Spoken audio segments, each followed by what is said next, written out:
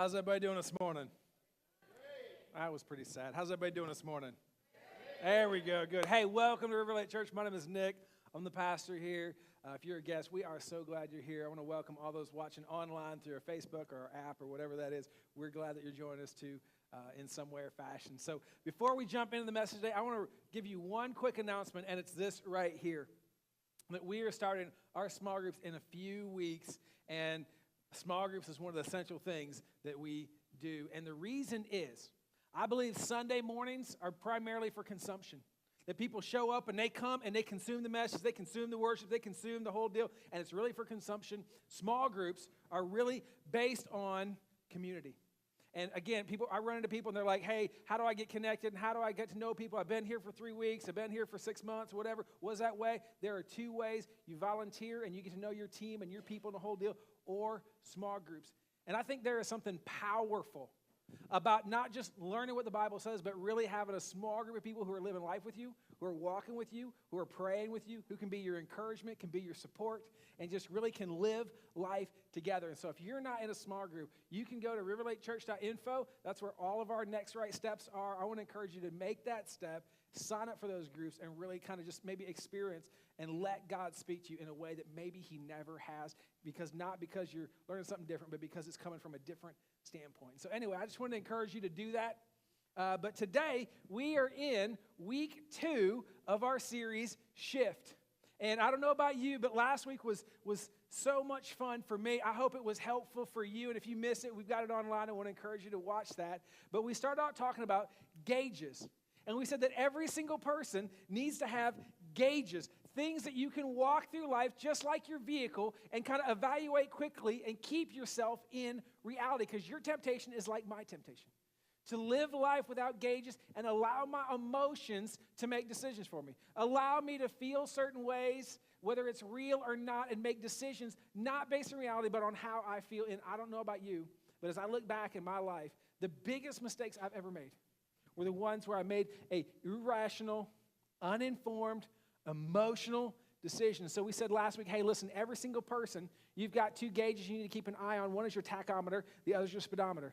And what allows you to move forward, what allows you to go forward, really is your speedometer, not your tachometer. It's not how busy you are, but how productive you are. And we said that last week. Well, today I want to talk about a very different gauge. But before we get into that, I got to tell you a story of when I was like 6 years old.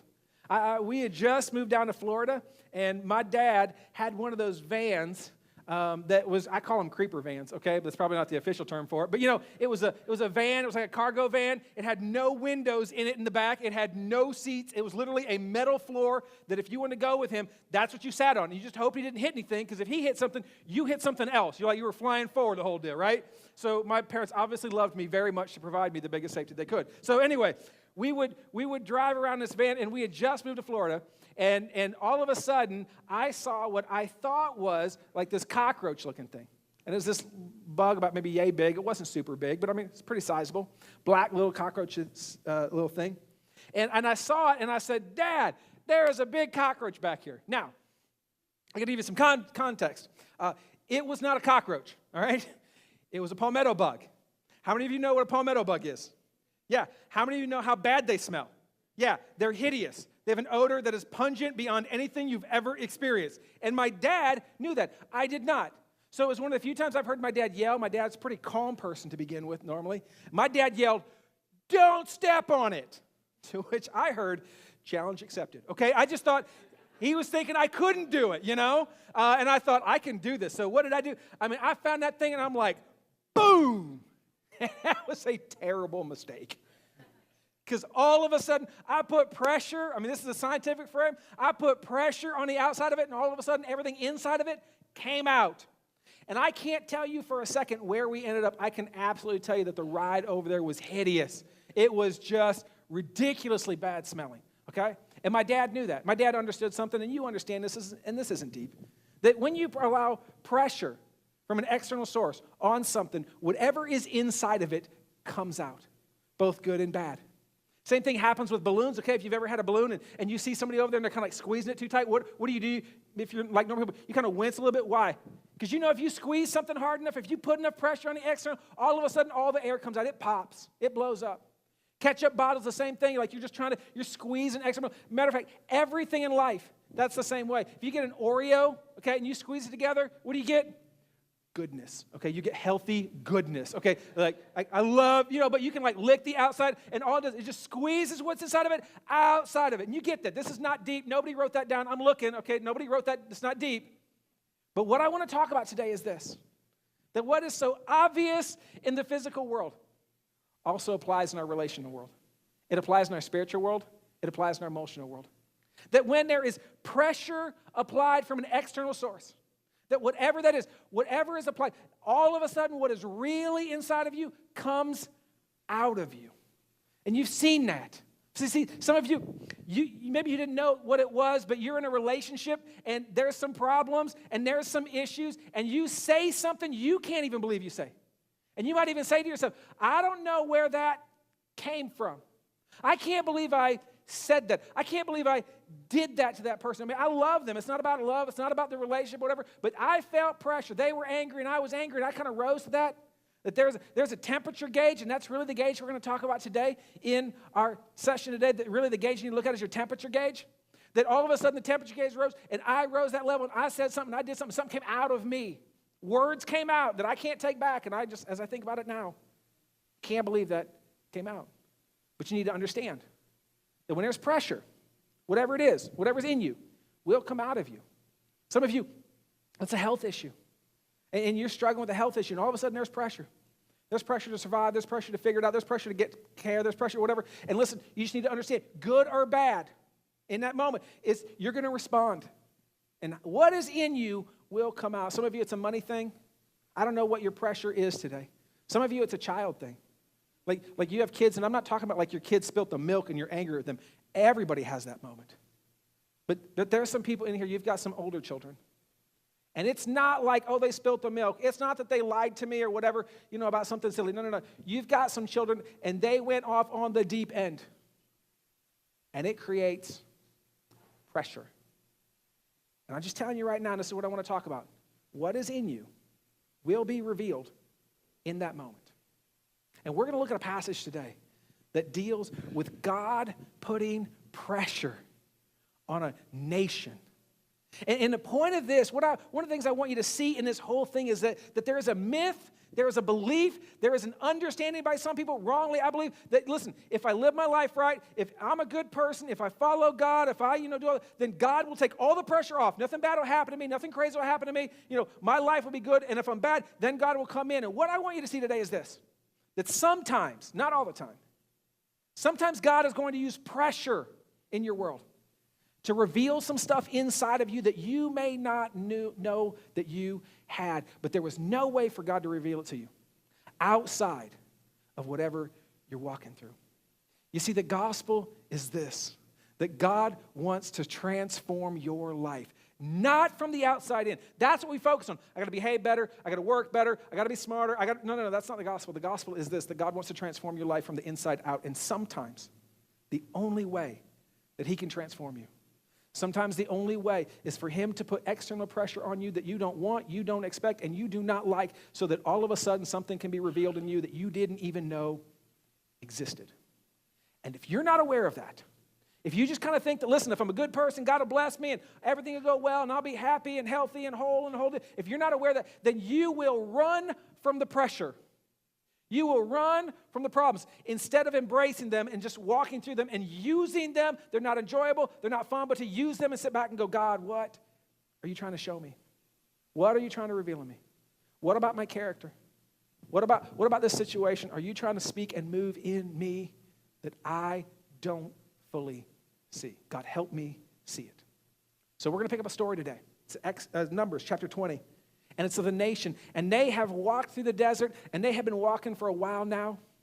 And they've been in a situation like this beforehand once where they had no water, and they felt pressure. But now they're in it again. And what they should have learned the first time, they didn't learn the first time. And so we're going to pick up the story where there is external pressure, and Moses is the leader, and they are in the desert, and they feel stuck. And it's Numbers. If you got a Bible, turn it there. If not, we'll put it on the screen. But it's Numbers chapter 20, verse 2. We're going to pick it up. It says this. Now there was no water for the community. Not just one or two people, whole community, millions of people, no water. Now, I don't know if you know this or not, but when you have millions of people, you can't go up to a pond, okay? You need water, all right? Ocean level kind of water. And it says this, and the people gathered in opposition to Moses and Aaron. Here's the backdrop. The people are angry. There is external pressure, and listen, it's a legitimate pressure. I mean, we all need water, right? I mean, that's not a fake thing. They say you can live about 3, maybe 4 days if you're really lucky without water. So I don't know how long it's been, but that's legitimate pressure. And they get angry, not at God, but Moses and Aaron. And what I want to point out to you today is this. Sometimes in life, and this is the tension with all pressure, sometimes you can have a legitimate need and meet it in an illegitimate way. Water's a legitimate need, okay? That's something they need. Nobody can argue that. But they're meeting it in an illegitimate way. They're getting angry. Because here's what happens, and this is just with a temperature, this is a little science lesson or whatever, but there is a direct correlation between pressure and heat. I don't know if you knew that or not. But actually, scientifically, the more pressure you have, the hotter something gets. And the more pressure that you have in your life, in your finances, in your marriage, in your relationships, in going back to school and feeling the tension of having to, show up and, make friends and the whole deal, the more pressure you feel, the more you are tempted to get angry with somebody, the higher your temperature will go if you're not careful. And the pressure here is extreme.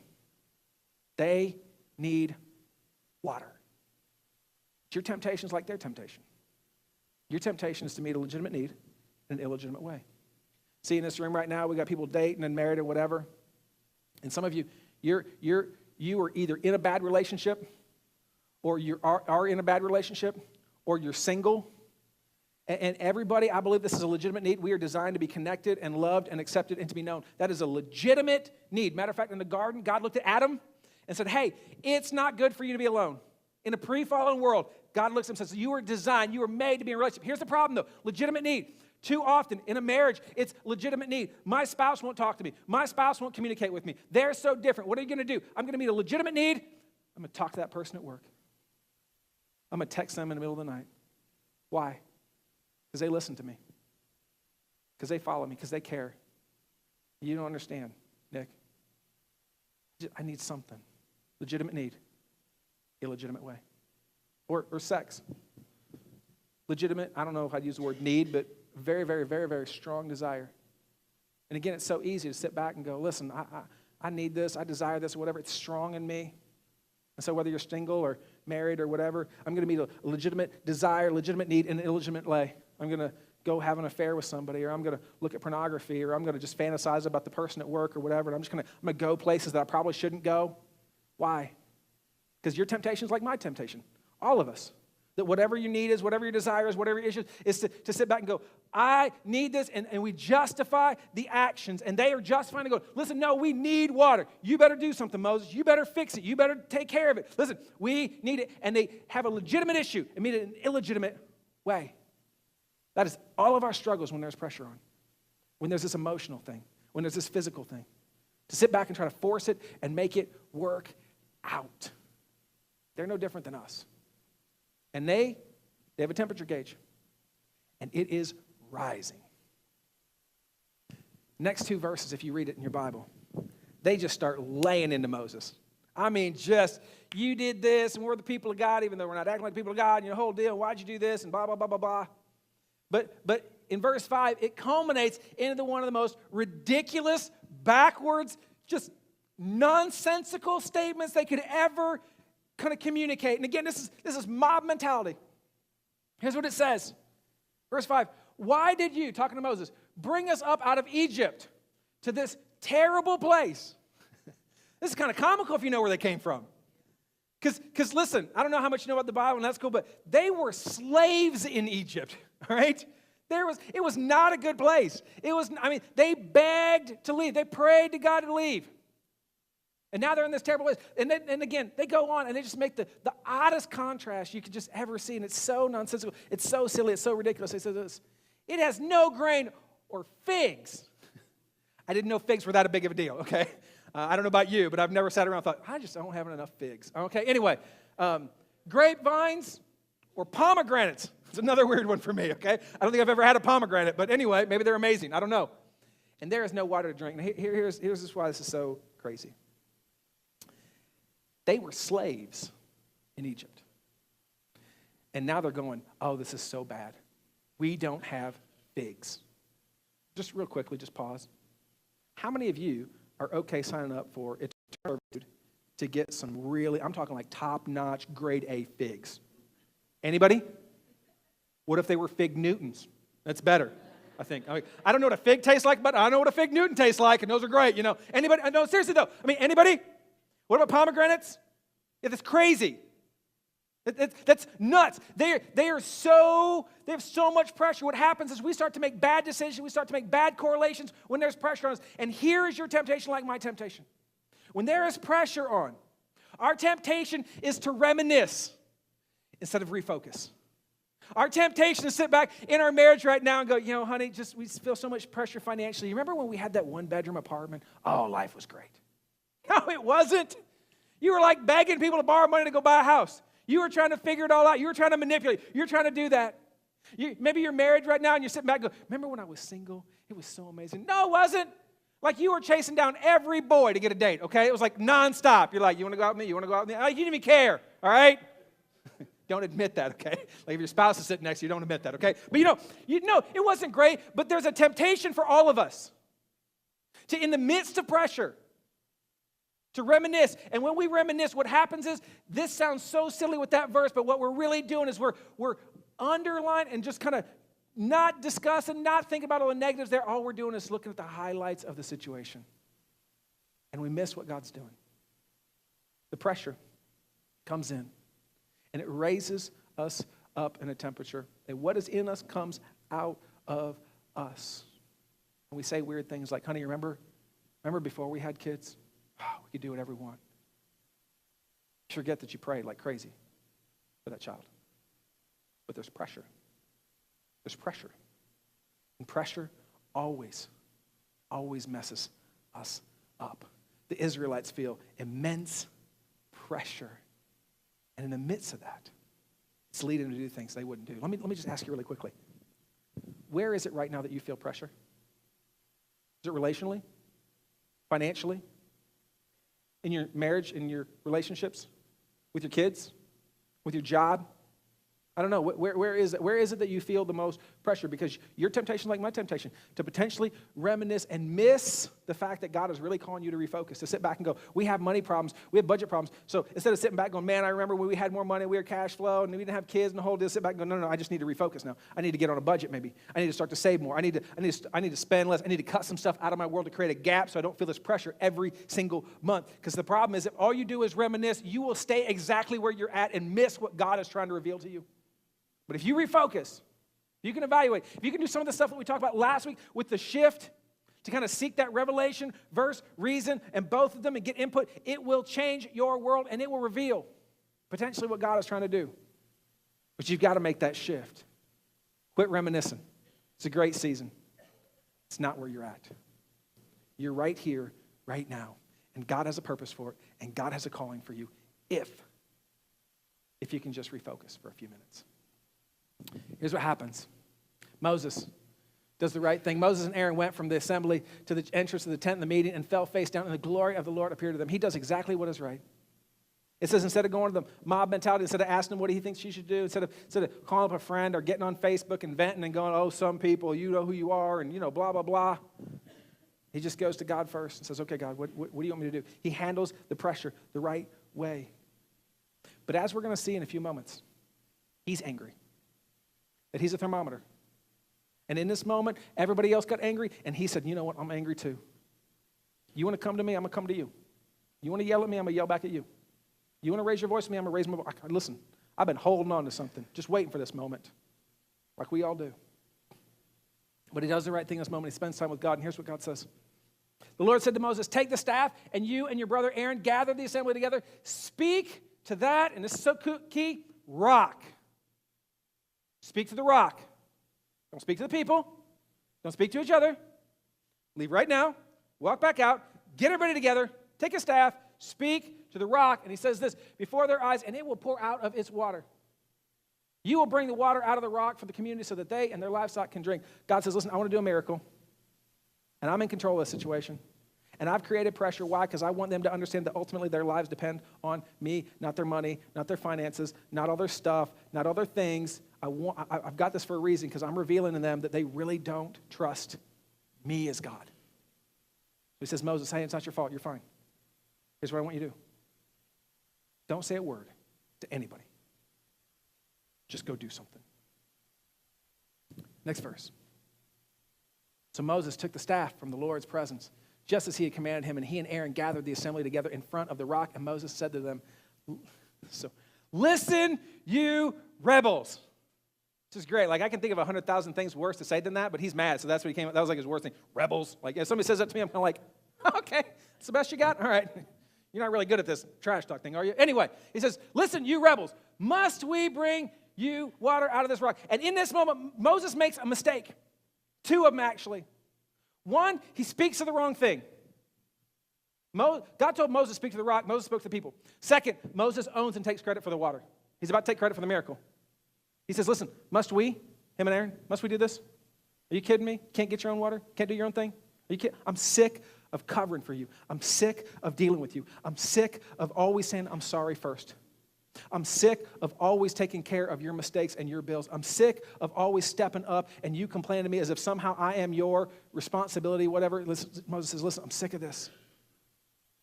Fine, I'll do it. I got it. And again, when we feel pressure, that's sometimes what comes out, isn't it? With our kids and our spouses and our jobs. People blow things off or blow up or whatever, and there's just, I'm sick of dealing with this. I'm sick of going there. I'm sick of taking care of you. I'm sick of doing this. Because there's pressure. And when there is pressure, the deeper the pressure, the harder the pressure, the higher our temperature potentially goes up. Goes on.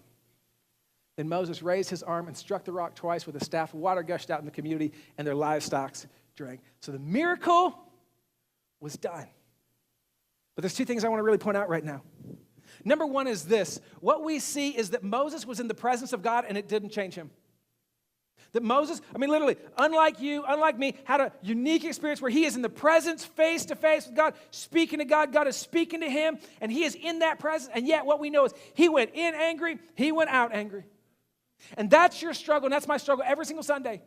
Because I believe God's presence is here. I believe we have an amazing worship team, and we work really, really hard to create an environment where you can sit back and experience God, whether through his word or his worship or your connections. But the struggle is, some of you are walking through this. You can show up here every single week. You can nod. It was good. Or, whatever. And you can experience God, but it cannot change you a bit. Moses was a thermostat. And he just raised the level of where everybody else was. And it messed things up. It messed up his whole future when it comes to that. Because what Moses did, and this is the second thing I want to show you, is Moses not only didn't do what God said, he also did some stuff that God didn't want him to do. And the second thing I want you to see is this, that many times, I believe this, we say this as staff all the time, that many times what happens in our world is God works in spite of us, not because of us. That we have miracles, and we have grace, and we have healing, and we have growth, and there's a temptation to sit back and own that and go, man, I'm so good. But what we see here is Moses completely messes it up, and yet the tension is the whole community looks at Moses and goes, that guy's the man. He's close with God. He's amazing. See, what I know right now is this, you and me, we can fool everybody else. We can pretend to be one way. We can have a great marriage. We can have great finances. We can have it all. And everybody else around us can sit back and be applauding us and go, man, how godly are you? How amazing are you? How great is your life? And yet, behind the scenes, you are distant from God. You can fool everybody else, but you can't fool God. And for some of you right now, things are going really, really good. You're paving the way. Things are really, really well. But the question I want to ask you today is this. Is it because of you or in spite of you? Because they look very, very, very similar, but have two very, very different outcomes in the long run. The short run looks the same. The long run looks different, because here's what happens to Moses. Everybody's praising him the whole deal, and here's what God says. But the Lord said to Moses and Aaron, because you did not, and here's the key, trust in me. See, our temperature gauge really is about trust. It's really about God sitting back going, hey, are you going to do that or are you not going to do that? Are you going to go there or are you not going to go there? You know, it's just, and there's a part of us that sits back and goes, I'm going to own this. That's what Moses owned it. And Moses was like, you know what, I probably shouldn't say this, but. I probably shouldn't go there, but you know what? You people, listen, if I don't tell them, no one else will. I've got to own that. I've got to challenge that. I've got to process that. I've got to push that in them. As a pastor, that's so appealing for me sometimes to sit back and I preach the same thing over and over and over again in some people's worlds. Like it does no difference. And there's a part of me that wants to kind of own their reaction, sit them down and go, okay, listen, I got to tell you something. That just, like, what are you doing? That's not my role. My job's not to convict anybody. My job's not to sit people down and go, listen, you better, or I'm going to. It's just to be faithful to what God says, to preach, to teach as best I can. At the end of the day, God's Holy Spirit's going to convict you or not. At the end of the day, you're going to own whether you keep showing up every week or whether you make it kind of a part-time thing, whether you really pursue God with your heart, whether you really follow him, or whether you just kind of just blow it off and, oh, my life's good. It's okay. Everybody else is doing it really good. I'm doing really good. Because you may be in a situation where God's working in spite of you, not because of you. And Moses lacked trust that God would change them. And see how he owned it. He says, listen, okay, God, get out of the way. I got this. Bunch of rebels. That still makes me laugh. And he messes everything up because here's what God says later. Enough to honor me as holy in the sight of the Israelites. You will not bring this community into the land I give them.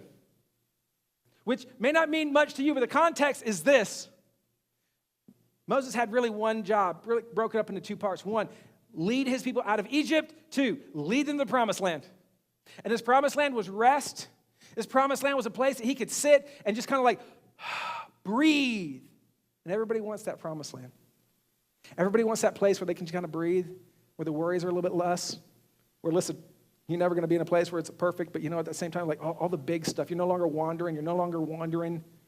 Like you got a place to call home. Everybody wants that. And God says, listen, you blew it. May not seem like a big deal, but you blew it. And now you can no longer go there. I'm going to find somebody else who really does trust me to lead them into that promised land. And the point is this. We said this last week, and I'm going to say it again. There is always way more at stake in your obedience than you realize. Last week was the positive example with Moses. Moses was obedient, and he made the shifts. He made the shifts that we need, and we talked about all those. And again, if you missed it, you can check it out. But he made the shifts, and what happens next? 10 Commandments. One of the most influential things ever to come out of Christianity. Matter of fact, today, in countries that not even close to Israel and where they were at, still have 10 Commandments everywhere. Biggest thing. Why? Because he made a shift. Today, we have the negative example. He allows himself to just be a temperature gauge, just be a thermometer, and rise to whatever, and he misses it. And again, there's way more at stake than Moses realized. Because what happens in our walk with God is God doesn't lay it out and go, listen, if you don't do this, I'm going to do that. No. He just says, hey, are you really going to follow me? I'm not going to threaten you. It's your choice. And Moses messed up. See, what I want you to get today is this. Our default, I think, is to be a thermostat. To sit back and allow situations to rise and fall. Last week we talked about callers versus calling. And every single one of you, you've got callers. You got people angry with me. You got people frustrated with you. You're going to have calling going, hey, can you believe, and so and so. And maybe it's not even about you, but it's about somebody else, and they're gossiping. They're going, hey, I can't believe they said that. I can't believe that. You're going to have callers, and here's your deal. Callers demand that we be a thermostat. Rise with them, go down with them. That's what they demand us to be. Your calling demands that you be a thermostat. And thermostats are so different and yet so the same. A thermostat actually has a thermometer in it. And all the thermometer does is just gauge. It rises and falls. It allows the external situations, the pressure, and how much pressure to decide whether it's going to be hot, cold, whether it's going to be passionate or not passionate, decides whether it's going to be angry or sad. That's what a thermometer does. A thermostat changes the climate. Oh, it's got a thermometer in it. It's got a thermometer inside of it that gauges the temperature, but instead of just allowing whatever temperature, whatever there to be, to stay there, it says, no, I'm going to control the climate. I'm going to change the climate. And so if it's really, really hot outside, guess what? It keeps it as a cool 70. How many of you today are happy that the air conditioning is finally working? Really quickly. 3 people? Okay. Oh, somebody clapped. That's great. Yeah. So guess you're not happy. Anyway, I am. So, but listen, the thermometer's working finally. And a thermometer understands, listen, I'm in charge. I'm in control. If I want to change something, guess what? It's my responsibility. It's no one else's. And your calling in every situation that you're in demands that you be a thermostat. That you take a gauge of the room as a thermometer and you say, okay, where are we at? Are we angry? Are we sad? Are we happy? Where are we at? Where are we at with that? My job is to change it. My job is to own that, to no longer allow the external circumstances dictate my temperature gauge, but to own the fact that no matter what it is outside, no matter how hot, how cold, I'm going to keep it at an even temperature because I'm a thermostat. The crazy thing about cars is this. I was talking to a friend of mine this past week, and he reminded me. He said, Nick, you know cars. Cars have thermostats. Now, I knew they had a thermometer, okay? Because you got the temperature gauge, as we've been talking about. They got that gauge that gauges how hot it is. But what I didn't know is they have thermostats. And actually, the radiator opens and closes and changes the condition of the car, the heat of the car. Why? Because if that breaks, guess what happens to the car? All of a sudden, you start to see white smoke coming out of the hood, and it's not the Holy Spirit, okay? It's not a good thing, all right? You're like, I think God's with me. No, he's not. You just blew an engine, all right? Because when the thermostat isn't working, it blows up. It overheats. And that day, Moses' thermostat was not working. He was not being the leader that he needed to be. He was not being the leader that God called him to be. He was simply just being a thermostat, and he let his guard down, and he just said, yeah, whatever you are, you're mad, I'm mad. You're going to yell at me. I'm going to yell at you back. You're going to complain at me. Guess what? I've been holding on to a list about 5 things, okay? I just been waiting for you to say something. Boom, I got him. Trump card, done. It's not who we're called to be. So I want to give you, as we start to wrap it up, 2 things, two kind of areas that help you gauge whether you're a thermometer or whether you're a thermostat. Number 1 is this, reacting. You've got to make that shift from reacting to acting. See, a thermometer, you know you're a thermometer if you say things like, they make me so blank. All of us have said that to some degree. And there's 2 extremes. One is, they make me so happy, which sounds sweet, and especially with new love, and people are like, oh, it's so sweet. No, it's not, okay? Here's why. Because if you've been in a relationship longer than 6 months, that's not always true, is it? They don't always make you happy. If you've been married for more than a year, right? Like, you look at your partner some days, you're like, oh, dang it. Okay, I'm still here. All right, don't tell my wife I said that. Anyway, she's not here this service. But you do that, right? I mean, listen, no one's always going to make you happy. But if you're a thermostat and you say, hey, they make me so happy, here's what you're really saying to them. I'm putting it on you to control and adjust my happiness, which is amazing when it's happy. But it leads to the other extreme that we've all said, I believe, at some point in time, which is they make me so mad. Make me so angry. Make me so mad. And here's what we're doing. External source, external person walks up, you did, and you never, and you always, and I can't believe, and da-da-da-da-da. Money, pressure comes up, and you're telling somebody else, you're abdicating your happiness, your wholeness, your joy, your day, and you're saying, you're in complete control of my life. Which you would never want to say out loud, because then, but that's exactly what it is. I've been having great days, and somebody cuts me off, and I am like, yes, Jesus, get him, kind of whole deal. Like, not too bad, I don't want to get in a wreck, but, like, get him, And there's a temptation for me to go, bad drivers. I would what you would call a aggressive driver, okay? I'll just put it like that. And I got to not own that. In that moment, I got to not be a thermometer. Because thermometers allow other people to dictate their joy, their happiness, their peace, and you're called to be something different. You're called to do something different. You're not called to react, but to act. You're called to walk into situations and change the climate, to be the change that the world needs, to be the change that the city needs, to be that change. See, thermometers ask and say, they make me so blank. Thermostats, they evaluate the temperature. And they might even own the fact that, hey, I'm so tempted to be angry, happy, whatever that is. But they say, what can I do to help? What can I do to change? What can I do to change the environment? I remember I was in a restaurant one time, and it was a little bit nicer restaurant, and we were eating out, and I just had, I could just tell this waitress was in a bad mood. She was overworked. She was not friendly. She was really short. Anybody ever been in a restaurant like that? Like, yeah, you feel it. And there's a temptation for me to sit back and go, listen, I'm paying really good money right now, my hard-earned money, and I'm paying not just for the food, but for your service, and you're putting me in a bad mood, and da-da-da-da-da, whole deal. And there was like this kind of check in my spirit to get defensive and angry, to be just a thermometer. And I remember a story I read in a book one time, I think by a guy named John Maxwell. And this woman came up for the second or third time. And I thought, I got a decision to make. Am I going to be a thermometer or a thermostat? And I looked at her and I said, you've had a rough day, haven't you? Yeah, just getting really short. I looked at her and I said, you know what? Pretty sure I'm probably going to give you the single biggest tip you've ever gotten in your life. I think you need it today. Totally different service. Like my drink was never less than half full. She checked in all the time. She was happy. She was attentive. It was like just complete turnaround, complete 180. Why? Because I was a thermostat in that moment. I realized I have two ways to react to this. I can either be ticked off and grumpy the whole time and kind of frustrated and I'm paying for this and just get resentful, or I can change it. And let me be really, really clear. That is like one of the positive things I've done compared to the 17,000 negative ones I've done, okay? So I get angry, I get mad, I yell at people, I do the whole thing, so I'm not trying to say, hey, I'm awesome. I'm trying to give you an example of every situation, every environment you walk in, you have a decision to make. You have a decision. Am I going to deal with the callers or am I going to deal with my calling? Because your calling is to change the environment, to be a climate changer.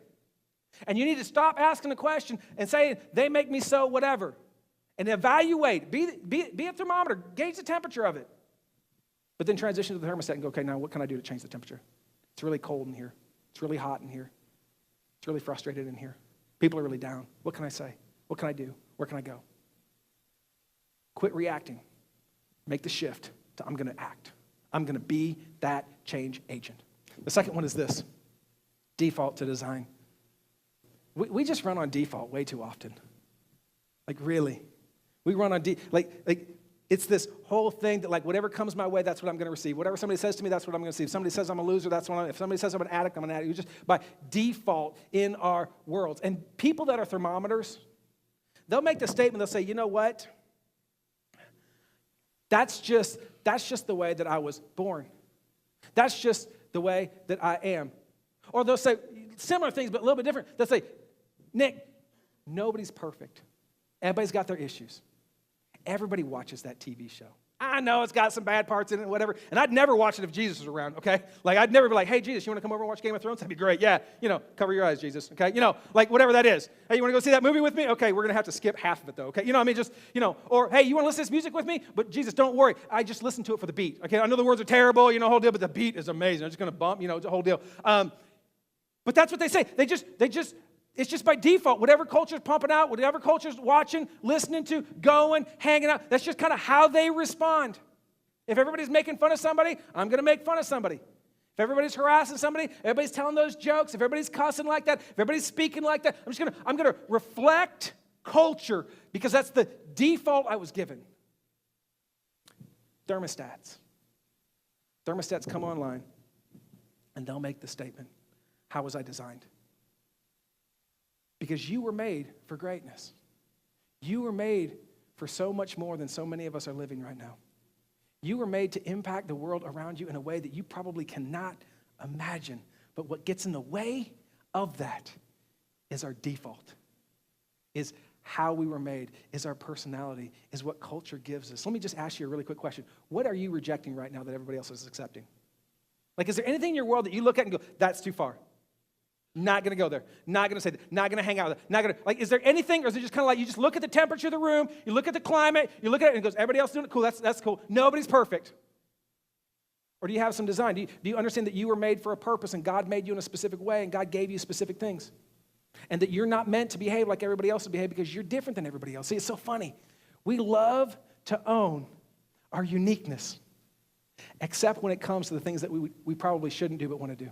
And then we go by default and go, well, it's not a big deal. Everybody's doing it. And you can't live your life that way. If you do, you're going to let some external sources, you're going to let some pressure on the outside of you mess with you, and you're going to have some stuff in you that you don't really want, and yet you've allowed to sit and stay in there. Here's what I want to encourage you to do this week. Here's my challenge for you, and every week we try to make it as simple, just one step, and make it as easy as possible. This week, my prayer is that you would be the change agent that you were called to be, that you would be a climate changer. That tomorrow morning, okay, because it's Monday, And other than the eclipse, there's never anything good about the Monday, okay? How many people are excited about the eclipse?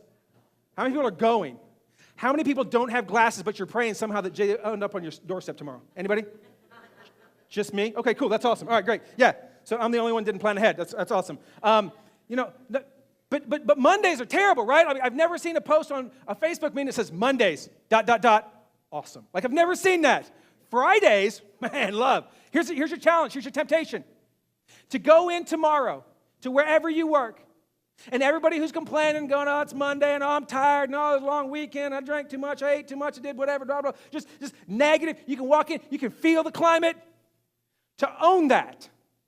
To own the fact that you're a thermostat, and that your job is to raise the climate, to walk in and go, man, at least we got a job, though. I'm so pumped about I got a job. Okay, it's not the perfect job, it's not the best thing. Man, I'm just so thankful that I got a job. So many people don't have jobs in our economy right now. Just so thankful about that. You keep saying that for a little bit, trust me. They'll either stop talking about it at all, or they just won't say it to your face. Okay, one of the two will happen. But just walk in with energy. You know people like that. You know people that can walk into a room and they are such climate changers that like they walk in and they are happy and they are whole. And it's like, man, I was ticked off where you walk in, but yeah, high five. All right, that's funny. All right, cool. Yeah. They're climate changers. To own that this week. When you walk back into school, because maybe you had a really, really rough week. So many kids are back in school. To walk back in and know that maybe you're a weekend and you're already behind. And you're already frustrated, and you already lost some friends, or you already seen some stuff you didn't want to see or participate in something, and you feel defeated already, but to walk in with a sense of purpose, a sense that you are a thermostat, and I can change this. I'm not going to sit with all the kids that do that. I'm not going to hang out with those people. I'm not going to compromise my values just to get a boyfriend or girlfriend. I'm not going to meet a legitimate need in an illegitimate way with people. I'm not going to do that anymore. I'm going to live my life on purpose with a clear vision, a clear purpose, a clear direction, and I'm going to go, and I'm not going to be distracted. I'm not going to move left or right. I'm just going to keep putting my head down and go. And everywhere I touch, everywhere I'm in, I'm going to change the climate. When you come home and your spouse is frustrated, ticked off, and come on, like here's how I say it, they're in a mood, okay? Which, side note, don't ever say that to them though, okay? That does not end well at all. Like, hey, you're in a mood, aren't you? That does not end well at all, okay? Done that one too many times. But you can see that, like you walk in, it's like all of a sudden they're nitpicking, they're like this and don't do this and da-da-da-da-da. Don't allow the external pressure to change you. You change the pressure. You walk in and go, man, honey, I had a rough day, haven't you? Can you tell me about it? Even if you don't want to hear about it, can you tell me about it? What can I take off your plate? How can I pray for you? How can I walk through this with you? What can I do to help you and change it? Take pressure off of them. Take pressure off the situation. Allow them to come down a little. Be a climate changer. See, we've been singing this song, Overcome. Jason introduced it last week, and we've sang it twice a week. And the reason is, I believe that's what you're calling. That's your job, to not allow circumstances to change you, to not allow situations, to not allow hell, money, bad names, and situations, bad work environments, but to be and realize that you have a purpose, that we are called to be the light in this world, not the darkness, but the light, that we have a community of people that need Jesus, that need more, that need hope, that need grace, that need mercy, and it is on us. God has empowered us to be that change agent, to be that climate change, to be who other people need to be. There are some people in this city right now, they are waiting, they are begging for you to step up, even if they don't know you, even if they're not aware of you. God has preordained some situations this week. God has set up some situations you're not even aware of, and it's on you to own the fact when you walk into it. Am I going to be a thermostat? Am I just going to allow them to tick me off or allow them to make me happy? Or am I going to be a thermometer? Am I going to start to make a difference, make an impact in this world? Am I starting to share the gospel, share it with Jesus, talk about what he's done to me, to be able to navigate situations, and everybody else is angry, and you're good, and they look at you and go, how can you go through life like that? How can you deal with that? How can you handle that? You're so positive. You're so happy. You're so grace-filled. Shouldn't you be angry? Shouldn't you be sad? Shouldn't you be upset? Shouldn't you be whatever? No. I have a God. I have a God who saved me. He redeemed me. And I refuse to allow my circumstances, to allow my situations, to allow my relationships, to allow my external moments change who I am. Because this week and last week and for the rest of your life, you will feel pressure. You will feel that external pressure, and you have a decision to make. What am I going to do with it? When God reveals it, what am I going to do with it? When God takes it away, what am I going to do with it? What is inside of me to evaluate that and make the changes that you need to make? Would you all stand with me? I want to pray for you. Heavenly Father, thank you so much. Thank you that you put a calling on our lives, every single one of us. Thank you that you've given us grace, that you've given us mercy. Help us be climate changers. Help us reach our community. Help us own our calling and get rid of the callers. Help us no longer to be thermometers, but to be a thermostat. Let us be the change agent that we need to be for those around us. We love you. We thank you so much. Amen. God bless. Have a great week. See you next Sunday. We shall reign.